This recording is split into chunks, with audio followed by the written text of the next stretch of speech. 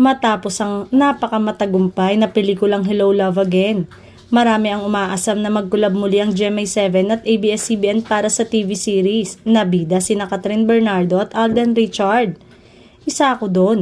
Bulalas ng Senior Vice President ng GMA Network na si Attorney Annette Gozon Valdez. Nakapanayam si Ma'am Annette noong December 15, 2024, linggo sa Malacanang bago ganapin ang konsyerto sa palasyo para sa pelikulang Pilipino. Dagdag ni Ma'am Annette, pero hindi ko alam kung series dahil mahirap ang series. Mas madali kung movie, so let's see. Sabi-sabi bagay na magbida ang Kat Den sa Pinoy remake na Korean nobelang Queen of the Tears. Pag-usapan namin ang ABS, kaya lang ang problema siguro yung time slot, saan ilalabas, tugon ni Ma'am Annette.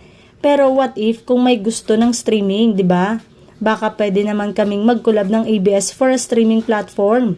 Lahat pwedeng pag-usapan. We're very open to ABS. Maganda naman yung collab namin.